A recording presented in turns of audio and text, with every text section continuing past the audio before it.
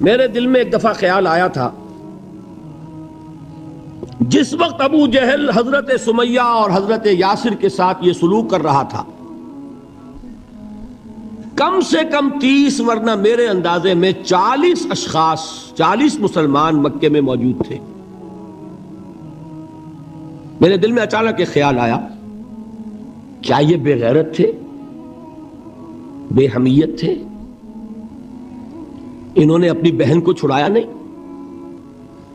انہوں نے حضرت یاسر ان کے دینی بھائی ہیں، محمد کے غلام ہیں، ان کی حمایت میں کچھ تو کرتے، بلوا کرتے، کچھ شور کرتے، ہنگامہ کرتے، چھڑا کر لے جاتے، کیوں نہیں کیا؟ اچانک خیال آیا، نعوذ باللہ ثم نعوذ باللہ، نہ بے غیرت تھے نہ بے حمیت تھی۔ اصل بات یہ کہ حضور کی اجازت نہیں، کیا کریں؟ خون کھول رہا ہے، سینوں میں جوش ہے، لیکن اجازت نہیں۔ یہ ہے ڈسپلن کی وہ تربیت جو محمد رسول اللہ نے دی۔ دیکھیے، جوش میں آ کے حملہ کرنا یہ اور بات ہے، خون کھول رہا ہو اور پھر اپنے آپ کو تھامنا یہ زیادہ مشکل کام۔ جب خون کھولتا ہے آدمی جو جان کی پرواہ نہیں ہوتی۔ بدر میں جو ہوا ایک واقعہ ایک دفعہ سن کر جھجری آتی ہے، لیکن واقعہ یہ ہے کہ جب جنگ کی حالت میں اشتعال ہوتا ہے اور خون کھول رہا ہوتا ہے وہ چیزیں آسان ہوتی ہیں۔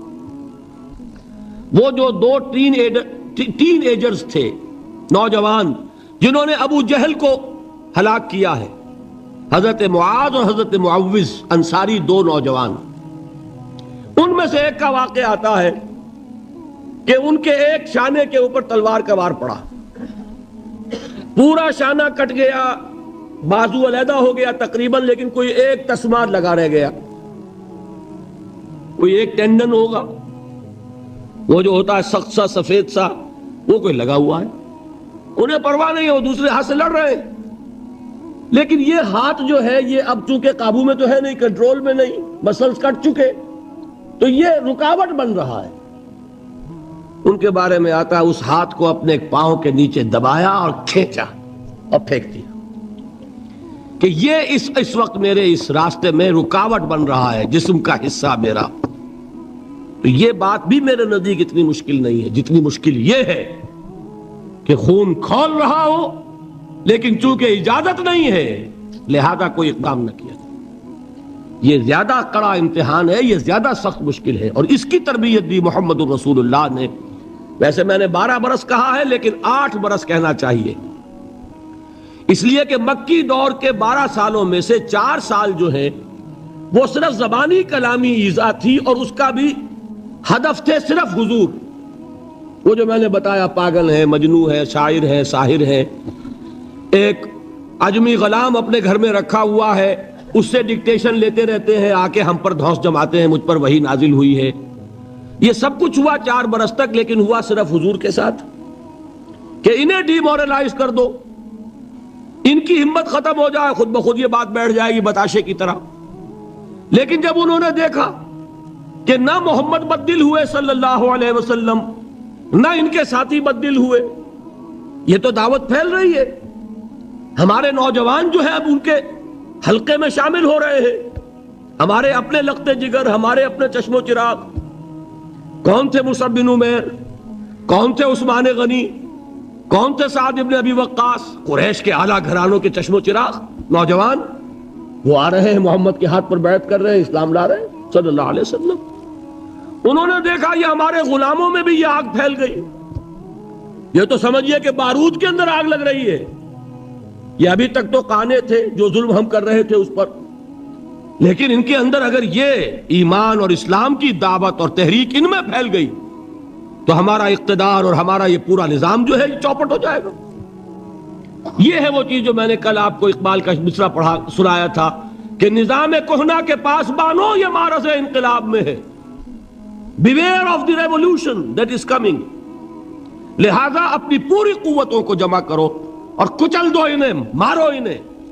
یہ کام شروع ہوا ہے سن 5 سے، بلکہ 4 کہنا چاہیے، 4 سے لے کر 12 تک 8 برس اس کو کہتے ہیں پرسیکیوشن، فزیکل پرسیکیوشن، تشدد، مار پیٹ، جلانا، دہتے ہوئے انگاروں پر لٹانا، فاقے رکھنا، بھوکے رکھنا، ان کو ڈال دی گئی زنجیریں، گھروں میں بند کر دیا گیا نوجوانوں کو۔ حضرت عثمان کو چچا نے ان کے ایک چٹائی کے اندر لپیٹا اور دھونی دے دی، دم گھٹ رہا ہے، جان نکل رہی ہے۔ حضرت مصعب بن عمیر رضی اللہ تعالی عنہ، وہ نوجوان 200 درہم کا جوڑا ان کا سل کر آتا تھا شام سے تیار ہو کر، لباس معطر ہوتا تھا، جدھر سے نکل گیا پوری گلی جو ہے وہ معطر ہو گئی، انگلیاں اٹھ رہی ہیں، وہ جا رہا ہے مصعب، یہ خوشبو اس کی ہے۔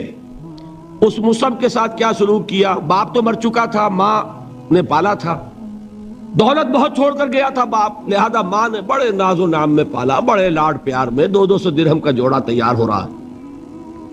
لیکن یہ کہ آپ کو معلوم ہے عرب کے اس معاشرے میں عورت کی کوئی حیثیت نہیں تھی، ماں کا اختیار نہیں تھا، چچا تھا اب سربراہ خاندان کا۔ چچا نے کہا مصعب اگر تم نے اپنے باپ کا دین چھوڑ دیا ہے تو باپ کی دولت پر بھی تمہارا کوئی حق نہیں ہے، نکل جاؤ گھر سے۔ اس نے یہ سوچا تھا کہ مصعب کے ہوش ٹھکانے آ جائیں گے، دن میں تارے نظر آ جائیں گے، ناز و نام میں پلا ہوا گھر سے نکل کے جائے گا کہاں، یہ سارا نشہ جو ہے توحید کا یہ حیران ہو جائے گا۔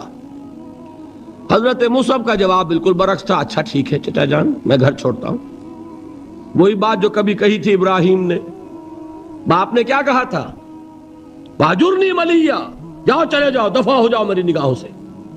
حضرت ابراہیم نے کیا جواب دیا تھا؟ سلام علیک ساستغفر لک ربی انہ کان بی حفیہ۔ اچھا ابا جان آپ کا حکم یہی ہے تو میں چلتا ہوں، آپ پر سلامتی ہو، میرا رب مجھ پر بڑا مہربان ہے، میں اس سے آپ کے لیے استغفار کروں گا۔ چل دیے۔ یہی جو ہے حضرت ابراہیمی کی نسل ہے نا قریش۔ آج ابراہیم کے ایک بیٹے کے ساتھ وہی معاملہ ہو رہا ہے، مصعب کے ساتھ، اور مصعب چلنے کے لیے تیار ہو گئے۔ چچا نے سوچا، میں سمجھتا تھا کہ ہوش ٹھکانے آ جائیں گے، یہ تو تیار ہو گیا نکلنے کے لیے۔ غصے میں آ کے اگلی بات کہی، یہ کپڑے جو پہنے ہوئے تم نے یہ بھی اسی مشرک باپ کی کمائی کے ہیں، اتارو ان کو۔ وہی کپڑے اتارے، مادر زاد برہنہ گھر سے نکالے گئے۔ ماں کے پاس پہنچے، ماں نے آنکھوں پر ہاتھ رکھے، مصعب کیا ہوا؟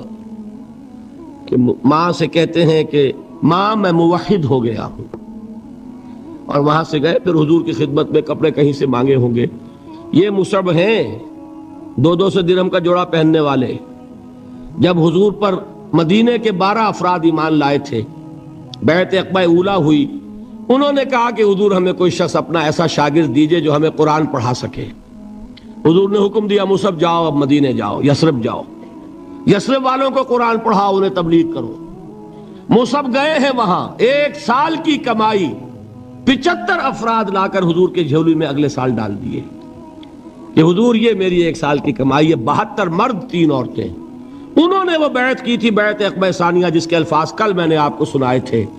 بایعنا رسول اللہ صلی اللہ علیہ وسلم علی السمع والطاعت فی العسر والیسر والمنشط والمکرہ وعلی اثرۃ علینا وعلی لا ننازع الامر اہلہ وعلی ان نقول بالحق اینما کنا لا نخاف فی اللہ لومۃ لائم۔ یہ 72 مرد تھے مدینے کے جنہوں نے یہ بیعت کی۔ پھر انہوں نے ریکویسٹ کی کہ حضور اب آپ ہمارے ہاں تشریف لائیے، ہم اگر یہ مکے والے وہاں حملہ کریں گے تو ہم آپ کی حفاظت کریں گے جیسے کہ اپنے اہل و عیال کی کرتے ہیں۔ بہرحال وہ مصعب بن عمیر ہیں جو غزوہ احد میں شہید ہوئے، اور جب شہید ہوئے تو ان کے جسم پر صرف ایک چادر تھی۔ ایک بات تو یہ نوٹ کیجئے، موضوع سے ذرا بات تھوڑی ادھر ادھر جا رہی ہے، لیکن یہی چیزیں ہیں اصل میں کہ جو ہمارے دلوں کو منور کرنے والی ہیں نور ایمان سے۔ وہ علم بردار تھے غزوہ احد میں، جھنڈا مسلمانوں کا ان کے پاس تھا۔ ایک ہاتھ پر، ایک شانے پر وار پڑا، ہاتھ کٹ گیا، دوسرے سے تھاما، دوسرے پہ کٹ گیا، اب دونوں حصوں کے بچے ہوئے ٹکڑوں سے جھنڈے کو تھاما، گرنے نہیں دیا، یہاں تک کہ شہید ہو گئے۔ گرے ہیں تو جھنڈا گرا ہے۔ شکل میں حضور سے بہت مشابہ تھے، خبر اڑ گئی کہ محمد شہید ہو گئے صلی اللہ علیہ وسلم۔ یہ مصعب بن عمیر کا واقعہ ہے۔ جب ان کو اب دفن کرنے کا وقت آیا، اور شہید کے لیے کفن جو ہے اس کا وہی لباس ہوتا ہے جو شہادت کے وقت ہو، حضور کے سامنے ایک پرابلم پیش کیا گیا. حضور مصعب کے جسم پر تو ایک چادر تھی اور وہ چادر بھی اتنی چھوٹی ہے، یعنی 2 گز کی چادر بھی نہیں ہے. اس سے اگر سر ڈھانپتے ہیں مصعب کا تو پیر کھل جاتے ہیں، پیر ڈھانپتے ہیں تو سر کھلتا ہے. کیا کریں؟ حضور نے فرمایا سر ڈھانپ دو چادر سے اور پیروں پر گھاس ڈال دو. یہ آخری لباس ہے جو محمد کے اس دیوانے کو اس دنیا سے رخصت ہوتے ہوئے ملا ہے، جس کا 200 درہم کا جوڑا چلتا تھا. یہ ہے صبر. برداشت کیا کہ نہیں کیا؟ تو یہ جان لیجئے، میں جو بات فلسفے کی سمجھانا چاہتا تھا وہ یہ جو پیسیو ریزسٹنس ہے 8 سال جو رہی ہے کہ تمہیں ماریں، تمہیں تکلیفیں پہنچائیں، تم پر جو بھی آئے جھیلو، برداشت کرو، تمہیں ہاتھ اٹھانے کی اجازت نہیں. اصل میں انقلابی عمل میں یہ بہت فیصلہ کن چیز ہے. اس کی وجہ کیا ہے؟ دیکھیے، اگر شروع ہی سے انقلابی لوگ وائلنٹ ہو جائیں گے تو ظاہر بات ہے وہ تو تھوڑے ہوتے ہیں، گنتی کے ہوتے ہیں. جو نظام قائم ہے اس کے پاس طاقت بہت ہوتی ہے، اس نظام کو اخلاقی جواز حاصل ہو جائے گا ان کو کچل دینے کا، ختم کر دینے کا. اب جب کہ وہ ہاتھ نہیں اٹھا رہے تو اخلاقی جواز تو نہیں ہے نا. اب اگر مارا جا رہا ہے تو عوام الناس کی دلی ہمدردیاں ان کے ساتھ ہوتی چلی جاتی ہیں. یہ امیہ ابن خلف نے بلال کو آج اتنا مارا، کیوں مارا؟ کیا بلال نے کوئی چوری کر دی تھی؟ نہیں بھائی. کیا کوئی اور گستاخی کی تھی اپنے آقا کی؟ نہیں. کہیں معاذ اللہ اس نے اپنے آقا امیہ ابن خلف کی بیٹی کے اوپر تو کوئی نہیں ہاتھ اٹھا دیا تھا؟ نہیں. تو کیا وجہ ہوئی؟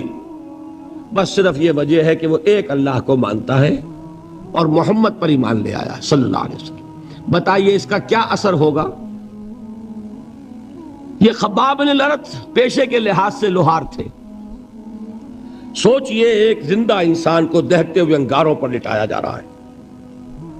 ان انگاروں سے کھال جلی، کمر کی چربی پگھلی، اس پگھلنے والی چربی سے وہ انگارے ٹھنڈے پڑے. یہ سب کچھ جھیل رہا ایک شخص.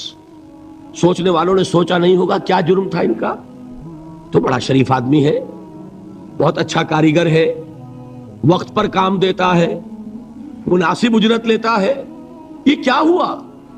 یہ کوئی جرم نہیں. جرم صرف ایک ہے، ایک اللہ کو مانتا ہے اور محمد کے دامن سے وابستہ ہے صلی اللہ علیہ وسلم. آپ سوچئے، دیکھیے ایک لفظ ہم بولا کرتے ہیں سائلنٹ میجورٹی. واقعہ یہ ہے کہ کسی بھی معاشرے میں میجورٹی ہمیشہ سائلنٹ رہتی ہے. وہ سائلنٹ اسپیکٹیٹر ہوتی ہے، دیکھتی رہتی ہے کیا ہو رہا ہے.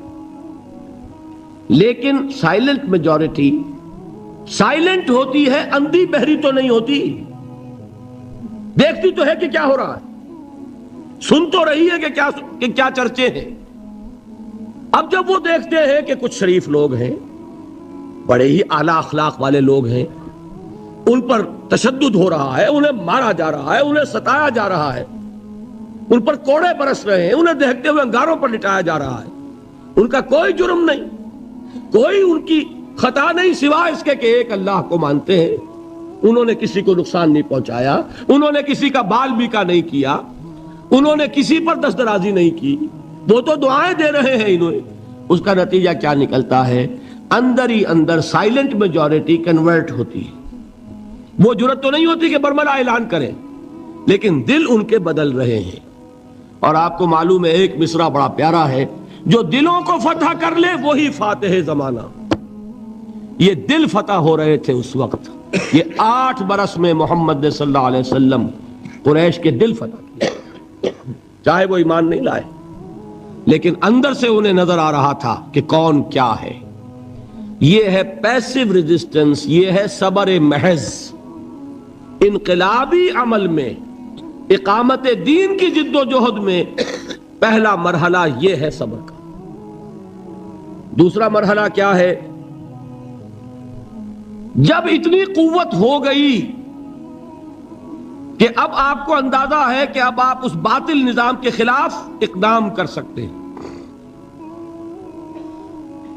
دیکھیے ریولیوشنری پروسیس کسے کہتے ہیں؟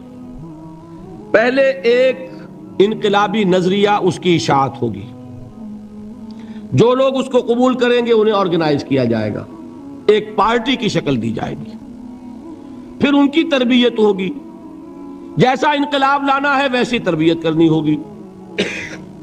اب ٹکراؤ ہوگا اس باطل نظام کے ساتھ، غلط نظام کے ساتھ۔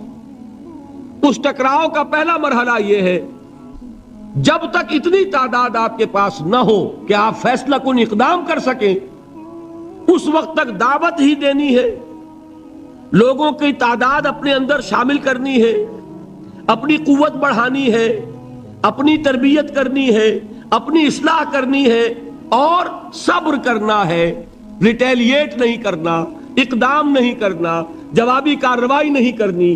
یہ کام ہے جو 12 برس میں مکے میں مکمل ہو گیا۔ اب کیا ہوا؟ ایک تعداد اب ہے حضور کے جانثاروں کی۔ یہ تعداد کیسے لوگوں کی ہے؟ ڈیووٹڈ، ڈیڈیکیٹڈ، اپنی زندگیاں وقف کیے ہوئے لوگ، ہر طرح کے امتحان سے گزر چکے، بھٹیوں میں سے نکل چکے، تربیت ہو چکی، منظم ایسے ہیں کہ جو حضور کا حکم ہے اس پر عمل پیرا ہے۔ سمع و طاعت، سنو اور اطاعت کرو، جس کا میں عرض کر چکا ہوں، اس سے بڑا کٹھن معاملہ نہیں ہو سکتا کہ تمہیں دہتے ہوئے انگاروں پر لٹا دیا جائے، تمہیں ہاتھ اٹھانے کی اجازت نہیں ہے۔ اس پر بھی پورے اترے صحابہ کرام، کسی نے ریٹیلیٹ نہیں کیا۔ اب معلوم ہوا، اور اللہ نے ایک جگہ عطا فرما دی مدینہ منورہ، کہ وہاں حضور کو تمکن عطا فرما دیا، بیس مل گیا اب انقلابی عمل میں اقدام کا۔ بیس بھی ہے مدینہ، طاقت بھی ہے صحابہ کرام کی۔ اب اقدام ہوا۔ اقدام کیا تھا؟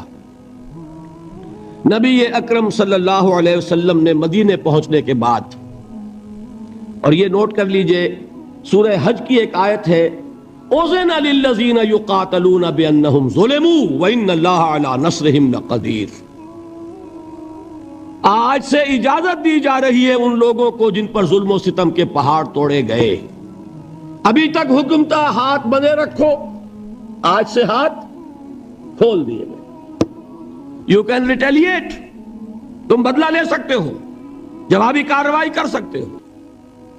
یہ آیت نازل ہوئی، حضرت عبداللہ ابن عباس کی یہ رائے ہے کہ یہ آیت نازل ہوئی ہے دوران سفر ہجرت، جب حضور مکے سے مدینے تشریف لے جا رہے تھے۔ یہ آیت نازل ہوئی، یہ گویا کہ ٹرننگ پوائنٹ ہے کہ اب تک تو تمہیں حکم یہ تھا کہ چاہے تمہارے جسم کے ٹکڑے اڑا دیے جائیں، تم کوئی جوابی کارروائی نہیں کر سکتے۔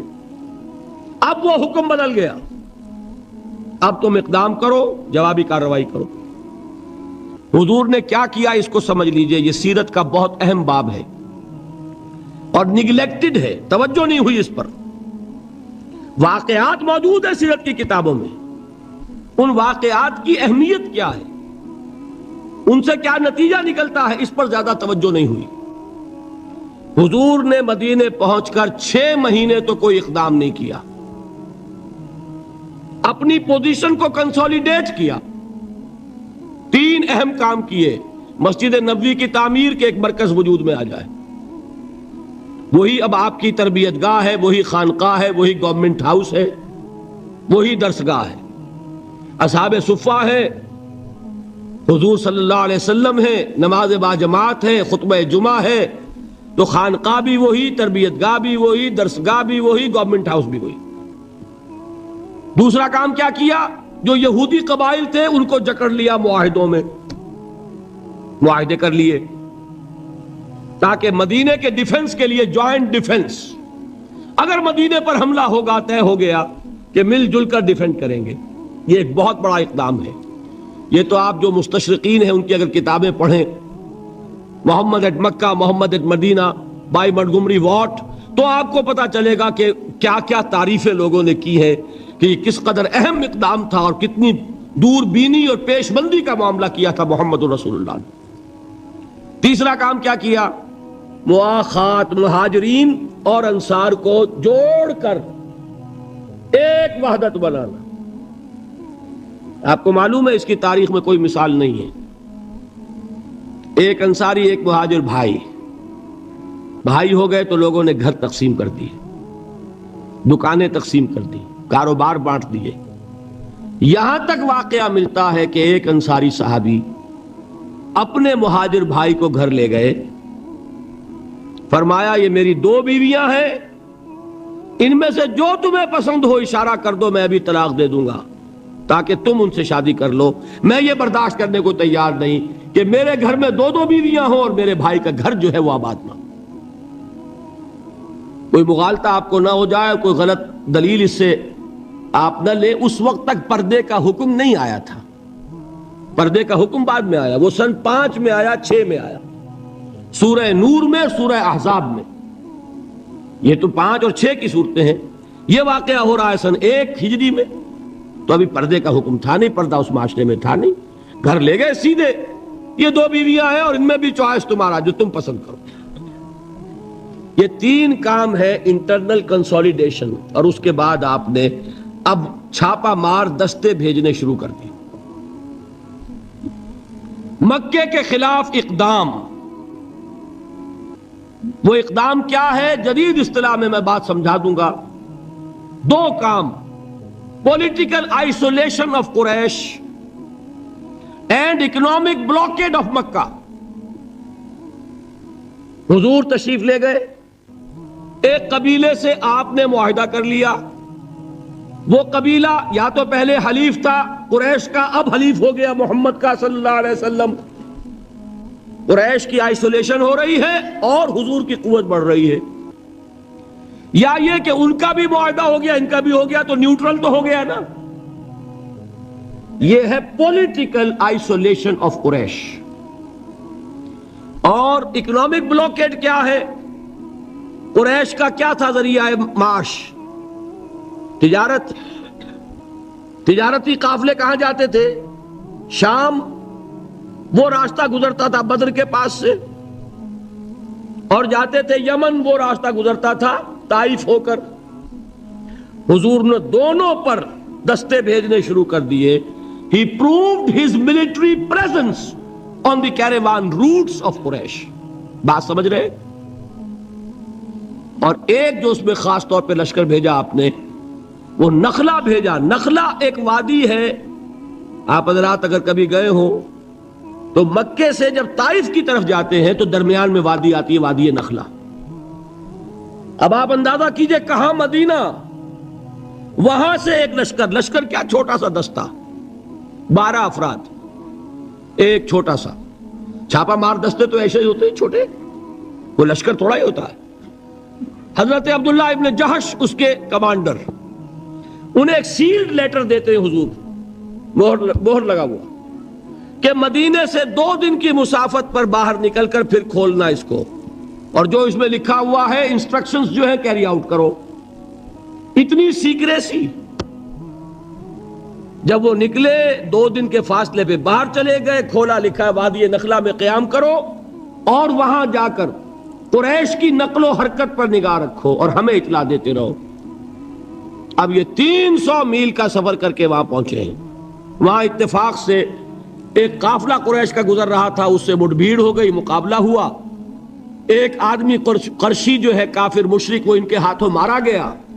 2 کو انہوں نے گرفتار کیا, باقی بھاگ گئے. تو جو مال غنیمت تھا وہ لے کر آ گئے. حضور ناراض ہوئے کہ میں نے تمہیں اس کا حکم نہیں دیا تھا, میں نے صرف یہ کہا تھا کہ وہاں قیام کر کے ہمیں انفارم کرتے رہو. لیکن یہ بات ریکارڈ پر آ جانی چاہیے کہ ہجرت کے بعد پہلا قتل جو ہوا مسلمانوں کے ہاتھوں ایک مشرک کا ہوا. یہ تھی جس نے مکے میں آگ لگا دی. اتنی جرت ہو گئی محمد کی صلی اللہ علیہ وسلم. ادھر سے وہ ابو سفیان لے کر گئے ہوئے تھے قافلہ, تجارتی قافلہ, وہ واپس آ رہا تھا. اس کی طرف سے ایک پیغام پہنچ گیا کہ میرے قافلے کو خطرہ ہے محمد کے آدمیوں سے صلی اللہ علیہ وسلم, لہذا فوراً کوئی انتظام کرو مدد کا. یہ ہے وہ چیز جس کی آڑ لے کر ابو جہل جیسے لوگوں نے لشکر تیار کیا اور بدر کی طرف مارچ کیا. یہاں سے پہلی جنگ ہوئی ہے غزوہ بدر سن 2 ہجری میں. اگر حضور اقدام نہ کرتے حضور نے یہ دستے بھیجے نہ ہوتے، اگر مسلمانوں کے ہاتھوں ایک کافر کا قتل نہ ہوتا، اگر وہ راستہ جو ہے تجارتی راستہ وہ مخدوش نہ ہو گیا ہوتا، بدر کی جنگ نہ ہوتی۔ یہ اقدام تھا محمد الرسول اللہ صلی اللہ علیہ وسلم کا، جس کے نتیجے میں final phase of revolution, armed conflict, وہ اب شروع ہوا ہے سن 2 میں، جاری رہا سن 8 تک۔ اندرون ملک عرب یہ 6 سال ہیں۔ ان 6 سالوں میں غزوہ بدر، غزوہ احد، غزوہ احزاب، یہ سارے غزوے ہو گئے، پھر فتح مکہ، پھر یہ کہ غزوہ حنین، طائف کا محاصرہ، سن 8 تک یہ معاملہ مکمل ہو گیا۔ جاء الحق وزهق الباطل ان الباطل کان زہوقا۔ جب یہ فیز شروع ہوا ہے تو یہ آیتیں نازل ہوئی جو میں نے سنائی تھی آپ کو، یا ایھا الذین آمنوا استعینوا بالصبر والصلاۃ، اے مسلمانوں، اہل ایمان،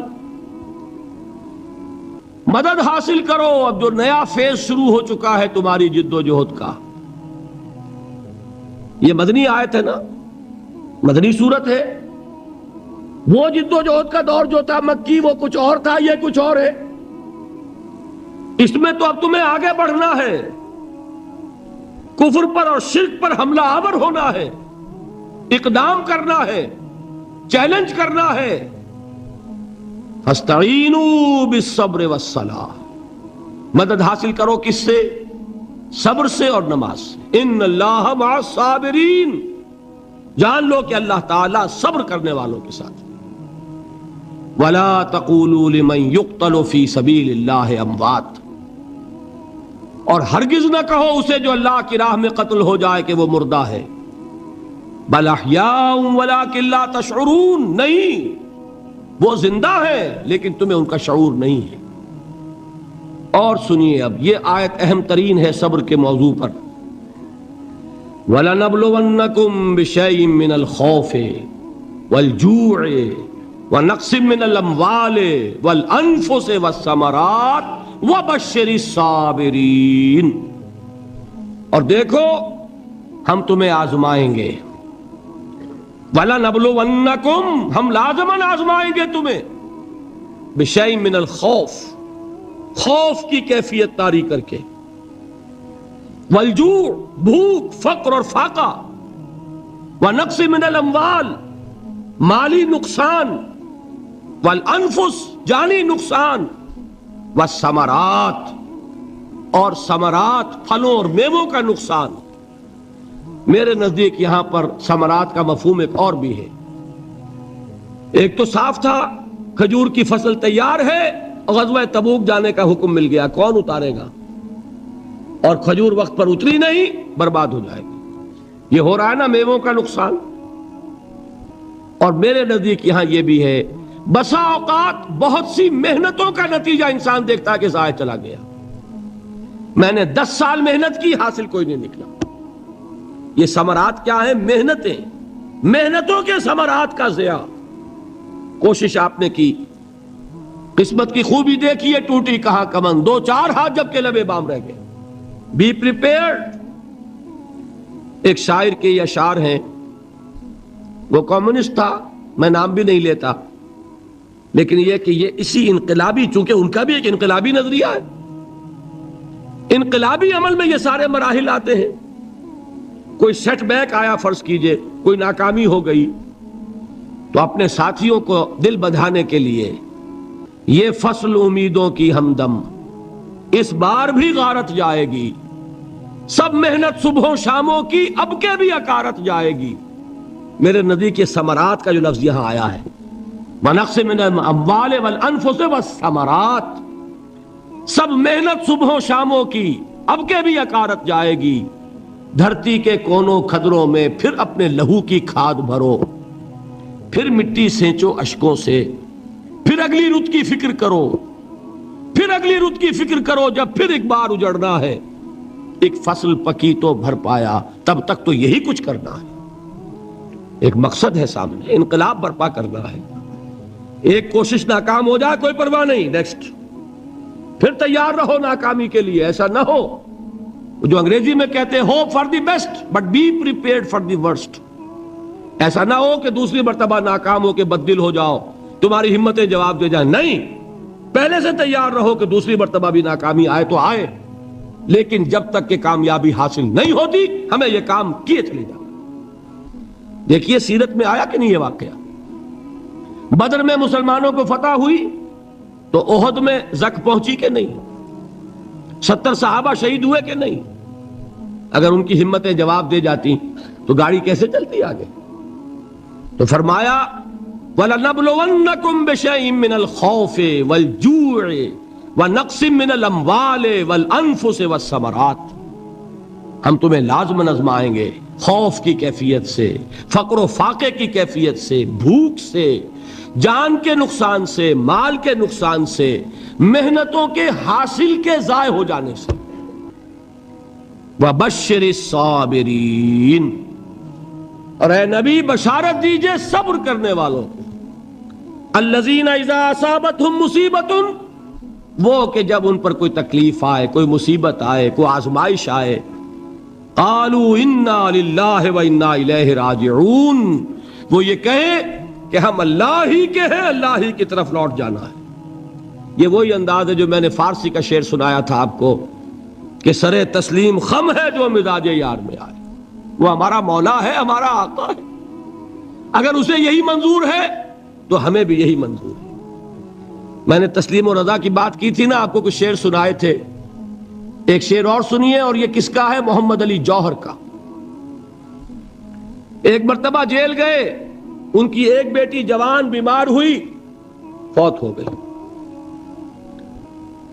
باہر چھوڑا انگریز نے, جاؤ بھائی دفن کر دو بیٹی کو. دوسری مرتبہ جیل گئے, دوسری جوان بیٹی اسی مرض میں مبتلا ہوئی. اب یہ جیل میں ہے, خبر پہنچی کہ دوسری بیٹی کے اوپر بھی اسی مرض کا حملہ ہوا ہے. ایک نظم لکھی ہے جس کا آخری شعر یہ ہے, تیری صحت ہمیں منظور ہے لیکن اس کو نہیں منظور تو پھر ہم کو بھی منظور نہیں. یہ ہے, جب تک یہ کیفیت نہ ہو اس میدان میں آدمی ثابت قدم نہیں رہ سکتا کہ میرے رب کو اگر یہ منظور ہے تو یہی مجھے منظور ہے, اور تیری صحت ہمیں چاہیے تو ضرور, لیکن ہمارے رب کو منظور نہیں تو ہمیں بھی منظور. راضی برضائے رب. وَبَشِّرِ الصَّابِرِينَ الَّذِينَ إِذَا أَصَابَتْهُمْ مُصِيبَةٌ قَالُوا إِنَّا لِلَّهِ وَإِنَّا إِلَيْهِ رَاجِعُونَ. نہ شود نصیب دشمن کے شود ہلاک تیغت, سر دوستہ سلامت کے تو خنجر آزمائی. اولئک علیہم صلوات من ربہم ورحمہ, یہی ہے وہ لوگ جن پر ان کے رب کی طرف سے عنایتیں ہیں اور رحمتیں ہیں. وَأُولَئِكَ هُمُ الْمُهْتَدُونَ, اور یہی ہے وہ لوگ جو کامیاب ہونے والے ہیں, ہدایت پانے والے, ہدایت یافتہ. اسی سورہ بقرہ میں ذرا آگے چل کر, یہ تو ہے 20واں رکوع, 19واں رکوع, 21ویں رکوع کی پہلی آیت ہے, لَيْسَ الْبِرَّ أَن تُوَلُّوا وُجُوهَكُمْ قِبَلَ الْمَشْرِقِ وَالْمَغْرِبِ وَلَكِنَّ الْبِرَّ مَنْ آمَنَ بِاللَّهِ وَالْيَوْمِ الْآخِرِ وَالْمَلَائِكَةِ وَالْكِتَابِ وَالنَّبِيِّينَ وَآتَى المال على حبه ذوي القربى واليتامى والمساكين وابن السبيل والسائلين وفي الرقاب وأقام الصلاة وآتى الزكاة والموفون بعهدهم إذا عاهدوا والصابرين في البأساء والضراء وحين البأس. اب یہ آیت جو ہے سورۃ العصر میں جو مضامین آئے تھے سارے اس میں موجود ہیں. وہاں ایمان کا لفظ آیا, یہاں 5 ایمانیات کی تفصیل آ گئی, اعمال کی تفصیل آئی, اور آخری بات وہاں کیا ہے؟ وَتَوَاصَوْا بِالصَّبْرِ, اور یہاں کیا ہے؟ وَالصَّابِرِينَ فِي الْبَأْسَاءِ وَالضَّرَّاءِ وَحِينَ الْبَأْسِ, اور صبر کرنے والے. اصل نیکی ان کی ہے جو صبر کریں, کس میں؟ جنگ کے وقت. ذرائے, بأسائے, بأسا کہتے ہیں فقر اور فاقہ. واحد آئے گا باس تو اس کے معنی جنگ, اور بأسا جمع میں آئے گا تو فاقہ, فقر, بھوک. اور ذرائے جسمانی تکلیف, ضرر, جسمانی تکلیفوں میں صبر کرنے والے, فقر اور فاقے میں صبر کرنے والے, اور جنگ کے وقت صبر کرنے والے. اولئک الذین صدقوا واولئک هم المتقون، یہ ہیں وہ لوگ جو صبر کرنے والے ہیں، یہ ہیں جو سچے ہیں، جو اپنے دعوے میں نیکی کے اور ایمان کے صادق ہیں، اور یہی وہ لوگ ہیں جو متقی۔ اگلی سورت ہے سورہ آل عمران، اس میں 2 لفظ آئے ہیں آخری آیت، یا ایھا الذین آمنوا اصبروا وصابروا ورابطوا واتقوا اللہ لعلکم تفلحون۔ دیکھیے یہاں صبر اور صابر جو تعلق جہد اور جہاد کا ہے وہی ہے صبر اور مصابرت۔ صبر ایک طرفہ عمل ہے، آپ جھیل رہے ہیں، برداشت کر رہے ہیں، صبر علی المعصیہ، صبر علی الطاعہ، صبر علی الابتلاء، یہ سب کیا ہے؟ صبر۔ اور مصابرت کیا ہے؟ صبر کا صبر سے مقابلہ۔ یہ سورہ آل عمران اب وقت نہیں ہے، میں آپ کو سناتا اللہ تعالیٰ نے کیسے کیسے مسلمانوں سے کہا، مسلمانوں تمہیں زک پہنچی ہے تو انہیں بھی تو پہنچی تھی، ان کے 70 نہیں مارے گئے تھے بدر میں، ان کے حوصلے جو ہیں وہ تو پست نہیں ہوئے، وہ اگلے سال آ گئے تم پر چڑھائی کر کے، تم کیوں اتنا برا مان رہے ہو؟ تمہارے دل اتنے زخمی کیوں ہو گئے؟ تمہیں تکلیف پہنچتی ہے تو انہیں بھی پہنچتی ہے۔ اپنی غیرت جو ہے ہمیں ذرا اس کا جائزہ لینا چاہیے۔ لوگ باطل نظریات کے لیے کتنی قربانیاں دے رہے ہیں، لوگ باطل چیزوں کے فروغ کے لیے کتنی محنتیں کر رہے ہیں۔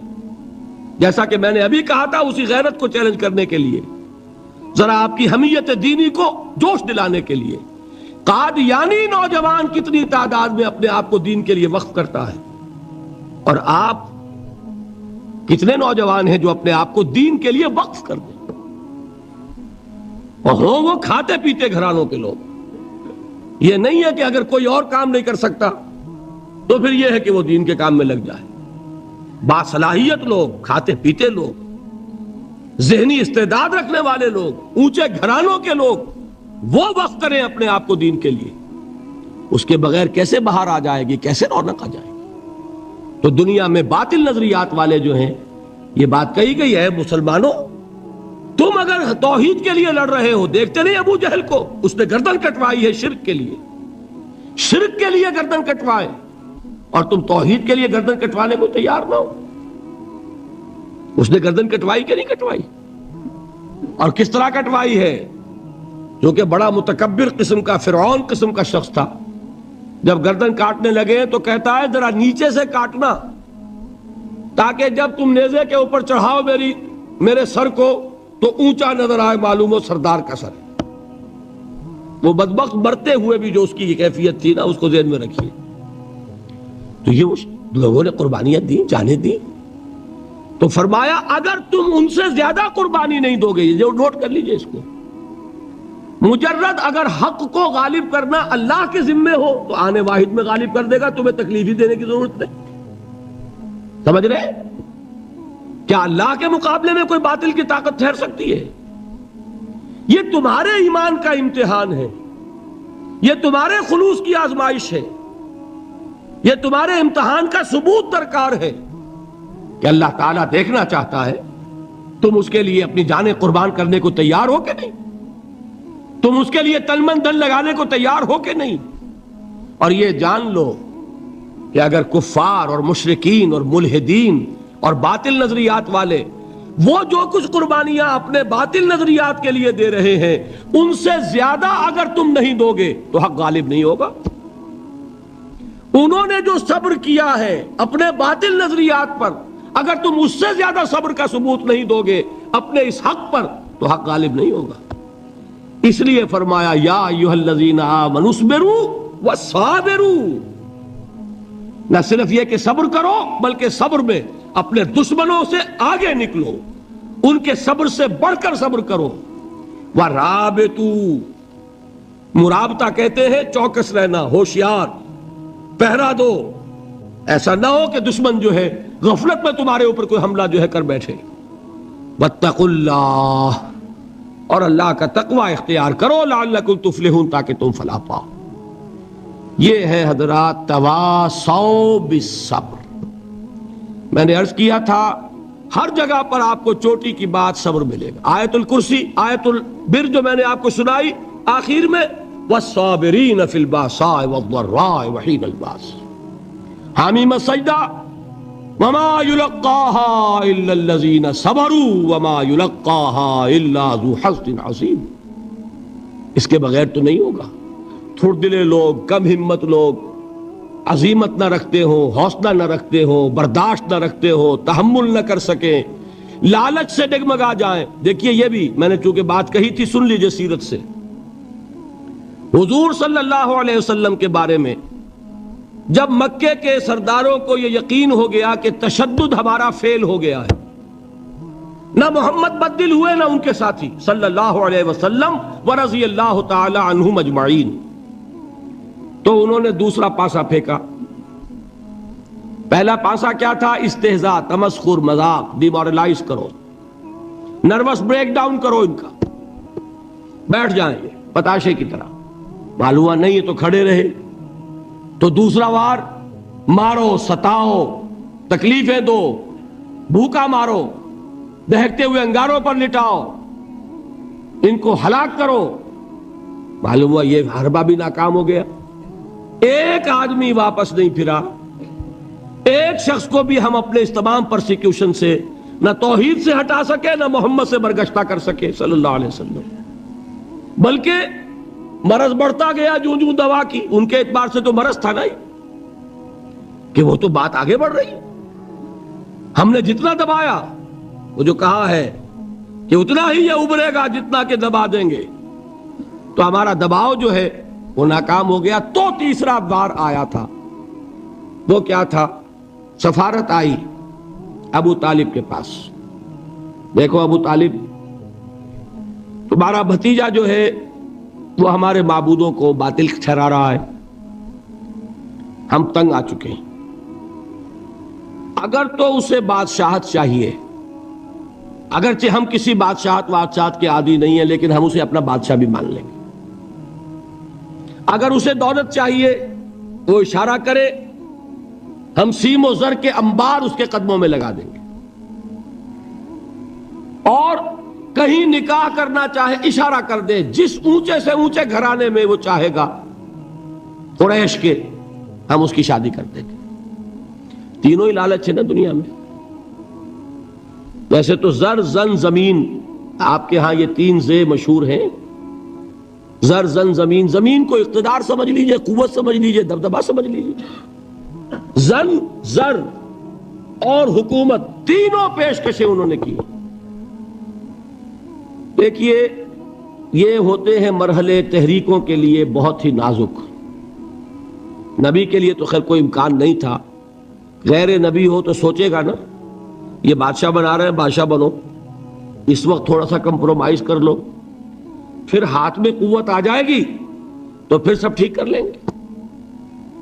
اگرچہ کبھی ٹھیک نہیں ہوتا، وہ ٹھیک ہوتا ہے اسی پروسیس سے جو محمد الرسول اللہ نے اختیار کیا.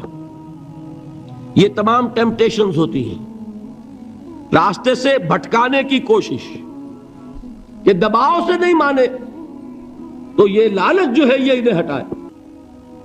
کیا جواب تھا حضور کا صلی اللہ علیہ وسلم؟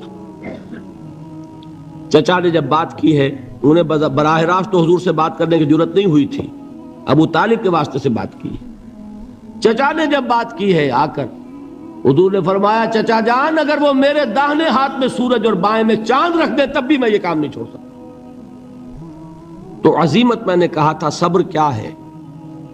اپنے طے کردہ راستے پر بڑھتے چلے جانا، نہ کسی ٹیمپٹیشن سے، نہ کسی پریشر سے، نہ کسی تکلیف سے، نہ کسی ایذا سے، نہ کسی استہزاء سے، کسی سے بھی متاثر ہوئے بغیر اپنی منزل کی طرف پیش قدمی کیے چلے جانا. یہ ہے صبر. یہ صبر کی آخری منزل ہے. اور انقلابی صبر جو ہے اس میں ایک مرحلہ آتا ہے پیسیو ریزسٹنس، ایک آتا ہے ایکٹیو ریزسٹنس. ایک میں صبر محض ہے، جھیلو، برداشت کرو، کوئی ریٹیلیشن نہیں. اور ایک وہ آتا ہے کہ اب آگے بڑھو. بڑا پیارا مصرع ہے، آگے بڑھو یا وقت کی رفتار روک دو. وہ آگے بڑھ کر پھر نظام باطل کو چیلنج کیا جاتا ہے، اور پھر جنگ ہے. ان اللہ یحب الذین یقاتلون فی سبیلہ صفا کانہم بنیان مرصوص ان اللہ اشتری من المؤمنین انفسہم واموالہم بان لہم الجنہ یقاتلون فی سبیل اللہ فیقتلون ویقتلون وعدا علیہ حقا فی التوراۃ والانجیل والقرآن ومن اوفی بعہدہ من اللہ فاستبشروا ببیعکم الذی بایعتم بہ وذلک هو الفوز العظیم۔ اللہ نے اہل ایمان سے ان کے جانیں اور ان کے مال خرید لیے ہیں جنت کے عوض۔ نتیجہ کیا ہے؟ وہ جنگ کرتے ہیں اللہ کی راہ میں، قتل کرتے بھی ہیں، قتل ہوتے بھی ہیں۔ بدر میں 70 کو قتل کیا، مسلمان شہید ہوئے 13، 14ویں وہ تھے جو زخمی ہو گئے تھے، واپسی پر مدینے کے راستے میں ان کا بھی انتقال ہوا، 14 مسلمان ادھر 70، اور احد میں 70 صحابہ شہید ادھر 23۔ تلک الایام نداولها بین الناس، یہ دن ہے جن کو ہم الٹ پھیر کرتے رہتے ہیں لوگوں کے مابین، لیکن یہ کہ بد دل نہیں ہوئے، قافلہ بڑھتا رہا۔ اور غزوہ احزاب میں وہ شعر میں کل سنا چکا ہوں محمد کے جانثاروں کا، نحن الذین بایعوا محمدا علی الجہاد ما بقینا ابدا، ہم وہ ہیں جنہوں نے محمد سے بیعت کی ہے جہاد کی صلی اللہ علیہ وسلم۔ اب یہ جہاد، یہ قتال، یہ جنگ، یہ سرفروشی، یہ جاں فشانی جاری رہے گی جب تک جان میں جان ہے، یا تخت یا تختہ، یا اللہ کا دین غالب ہوگا اور یا ہم اپنی جانیں اسی کام میں اللہ کے حوالے کریں۔ اللہ تعالیٰ مجھے اور آپ کو اس کی توفیق دے کہ ایمان کے عملی تقاضوں کو پورا کرنے میں، اللہ کے دین کی دعوت کے لیے، دیکھیے تینوں لیول میں نے بیان کر دیے۔ پہلی سطح پر اللہ کی بندگی، خود اسلام، خود اطاعت میں صبر عن المعصیہ، صبر علی الطاعہ، اللہ کی اطاعت پر صبر، معصیت سے رکنے پر صبر۔ دعوت میں اپنے کیریئر، اپنے خوشنما مستقبل کا صبر، اور استہزاء اور تمسخر اور مذاق اور فقرے اور جملے جھیلنا، وصبر علی ما یقولون۔ انقلاب اور اللہ کے دین کو قائم کرنے کے لیے صبر، پیسو ریزسٹنس، ایکٹیو ریزسٹنس۔ ایک صبر محض ہے، ایک مصابرت ہے، ایک یہ کہ جھیلو، برداشت کرو لیکن ہاتھ نہ اٹھاؤ، اور ایک یہ کہ آگے بڑھو، باطل کو للکارو اور جان ہتھیلی پر رکھ کر میدان میں آ جاؤ۔ یہ 6 صبر میں نے آج آپ کو بتائے، 2 صبر ہیں ہر لیول کے۔ میں نے عرض کیا تھا کہ یہ تینوں لیول سامنے ہوں گے تو ہی مختلف چیزوں کے، جہاد کے درجات بھی تب سمجھ میں آئیں گے اور صبر کے مراتب بھی سب سمجھ میں آئیں گے۔ اللہ تعالی ہمیں جہاد کی توفیق عطا فرمائے اور صبر کی توفیق عطا فرمائے اور فیصلہ کرنے کی توفیق عطا فرمائے کہ میری زندگی کا مقصد تیرے دین کی سرفرازی، میں اسی لیے مسلمان، میں اسی لیے نمازی۔ دیکھیے جو 2-3 اعلانات ہوئے تھے ان میں میں چاہتا ہوں کہ وضاحت کر دوں۔ ہم نے یہ سوچا کہ یہ سوالات کے لیے جو ہم نے ایک نشست رکھی ہے، بہت کم لوگ اس سے استفادہ کر سکیں گے، لہذا یہ ترمیم کی گئی ہے کہ کل سے، جیسے آج بھی ہوا ہے، آج 2.25 گھنٹے ہو گئے، لیکن کل سے میں پابندی کروں گا کہ 2 گھنٹے سے کسی صورت میری تقریر زیادہ نہ ہو۔ اس کے بعد آدھا گھنٹہ، پونا گھنٹہ، گھنٹہ جو بھی ہوا، میں تیار ہوں آپ کے سوالات کے جواب دینے کے لیے۔ اس طرح یہ کہ اگر 1 گھنٹہ بھی ہم ایڈ کریں تو یہ 3 دن جو ہے 16، 17، 18، 3 راتوں میں 3 گھنٹے ہمارے ہو جائیں گے، تو میں اس کے لیے تیار ہوں تاکہ آپ حضرات استفادہ کر سکیں۔ لیکن اس میں درخواست کیا ہے؟ نمبر 1، آپ میرا امتحان لینے کی کوشش نہ کریں۔ میں نے کوئی دعویٰ نہیں کیا، کوئی علمیت کا دعویٰ نہیں، کوئی عالم ہونے کا دعویٰ نہیں، میں تو ایک خادم ہوں دین کا اور قرآن کا طالب علم، لہذا کوئی بھی امتحان لینے کے لیے سوال نہ کیجیے۔ ویسے بھی یہ چیز در حقیقت نیت کے اعتبار سے درست نہیں ہوتی، سوال استفہام کے لیے ہونا چاہیے، جو بات آپ واقعی سمجھتے ہیں کہ سمجھ میں نہیں آ رہی وہ بات پوچھیے، نمبر 1۔ دوسرے یہ کہ فقہی سوالات نہ کیجیے۔ میں نے کوئی فقہی مسئلہ یہاں چھیڑا ہے؟ کوئی نہیں چھیڑا۔ دیکھیے فقہی مسلک ہوتے ہیں، ایک اہل حدیث مسلک ہے، ایک حنفی مسلک ہے، ایک مالکی مسلک ہے۔ ہم ان مسلکوں کے اندر اگر ان کے اختلافات میں پڑ گئے تو دین کا مثبت کام نہیں ہو سکے گا۔ میرا فیصلہ یہ ہے، میں نے جو جماعت بنائی ہے تنظیم اسلامی، اس کا یہ اصول ہے کہ جو جس کا فقہی مسلک ہے وہ اس پر عمل کرے، اور وہ اپنے مسلک کے علماء سے مسئلہ پوچھے۔ اگر وہ خود صاحب علم ہے، اجتہاد کر سکتا ہے کرے، مجھے کوئی اعتراض نہیں ہے تو اپنے علماء سے فتویٰ پوچھے۔ میں فقہی سوالات کے جوابات نہیں دیا کرتا، میرا جو طریقہ ہے میں اس پہ عمل کرتا ہوں، آپ کا جو ہے کریں۔ ہم دین کے کام کے لیے جمع ہو رہے ہیں، وہ دین کا کام جو ہے وہ فنڈامنٹلز جو ہیں، دین کی بنیادی دعوت، وہ جو متفق علیہ ہے وہ اتنی ہے کہ ان اختلافات میں پھنس گئے اگر تو وہ کام نہیں ہو سکے گا۔ لہذا دوسری بات یہ ہے کہ فقہی سوالات مجھ سے نہ کیے جائیں۔ اصل صحیح طریقہ بھی یہی ہوتا ہے کہ جو باتیں میں نے کہی ہیں، آج 6 دن ہو گئے، 15 گھنٹے تقریباً میں آپ حضرات کے سامنے، 2.5 گھنٹے کی ایوریج بھی اگر نکالی جائے تو میں گفتگو کر چکا ہوں۔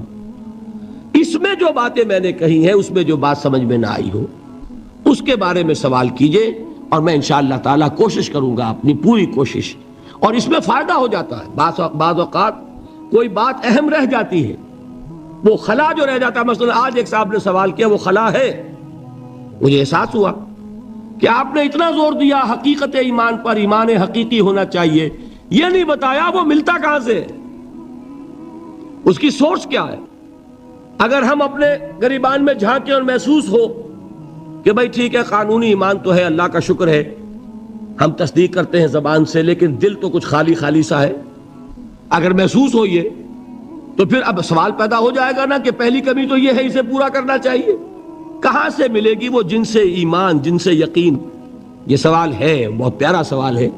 میں نے اس وقت بھی کہا تھا کہ وہاں پر اگر یہ بات ہو تو سب حضرات کے سامنے آ جائے گی۔ اس طرح کے سوالات جو مفید ہوں، جس سے میری گفتگوؤں کے جو خلا ہے وہ پر ہو جائے اور اس سے بات اور واضح ہو جائے، تو یہ تو در حقیقت مفید ہوں گے، اور ہمارے اس مقصد کو جس کے تحت یہ محنت میں کر رہا ہوں، یہاں کے منتظمین نے کی ہے، جو محنت آپ کر رہے ہیں اپنے آرام کی قربانی دے کر، تو اس محنت کا جو مقصد ہے اس کے اعتبار سے ایسے سوال مفید ہوتے ہیں۔ لیکن خام خواہ کی بحث اور تمہیس اور بعض اوقات اپنی لیاقت ظاہر کرنے کے لیے سوال کرنا، یا کسی کو زج کرنے کے لیے، کسی کو نیچا دکھانے کے لیے سوال کرنا، اللہ تعالیٰ ان فتنوں سے ہمیں اپنی حفاظت میں رکھے۔ پھر یہ کہ وہ سوالات کھڑے ہو کر اس طرح نہیں کیے جائیں گے۔ آج آپ حضرات باہر سے وہ چٹیں لے سکتے ہیں، ان پر اپنا نام، اپنا پتہ بھی لکھے، تاکہ بعد میں بھی آپ سے کوئی رابطہ اگر ہم کرنا چاہیں تو کریں۔ اس وقت اگر مسئلہ حل نہیں ہو رہا، بعد میں جاری رکھیں گے گفتگو، افہام و تفہیم ہوگا، کام کرنا ہے بھائی۔ پیش نظر یہ ہے، صرف جلسے کر کے، تقریریں کر کے اور اپنی خطابت کا روب گاٹھ کے، یہ تو کوئی پیش نظر نہیں ہے۔ کام تو یہ ہے کہ لوگوں کے ذہن صاف ہوں، اشکالات رفع ہوں، پھر لوگ کام پر آمادہ ہو جائیں، جڑیں، ایک قوت بنے، حزب اللہ بنے۔ تو اس کے لیے یہ کہ تو بعد میں بھی سلسلہ جاری رہ سکتا ہے۔ تو نام پتہ اپنا دیں اور خوب سوچ سمجھ کر مختصر ترین الفاظ میں سوال مرتب کریں۔ جوابی تقریر جو ہے اس پہ لکھنے کی کوشش نہ کریں، سوال لکھیے۔ تو میں انشاءاللہ تعالیٰ کل سے ہی کوشش کروں گا، 1 گھنٹہ روزانہ اس کام میں لگانے کے لیے تیار ہوں، لیکن یہ کہ اب آپ اپنی ہمت دیکھ لیجئے۔ باقی یہ کہ وہ بھی نشست رکھیں گے اس روز، آخری جو باتیں رہ جائیں گی وہ پھر انشاءاللہ 19 کی صبح کو کوئی 9 بجے سے لے کر اور 11 ساڑھے 11 تک 2-2.5 گھنٹے اس کا بھی انشاءاللہ انتظام کریں گے۔ لیکن کل سے یہ سوالات جو ہیں اس کے بعد، تقریر کے بعد، اس کا بھی سلسلہ شروع ہو جائے گا۔ تو اس کے لیے میں نے یہ گزارشات کی ہیں، ان چیزوں کو سامنے رکھ کر۔ اور ایک بات جو کہی تھی میں بھی کہنا چاہتا ہوں، یہ دیکھیے یہ آج 6واں دن ہے، اور واقعہ یہ میں نے پہلے بھی کہا تھا کہ میری بڑی ہمت افزائی ہوئی ہے اس ذوق و شوق کو دیکھ کر کے جس کا آپ نے ثبوت دیا ہے۔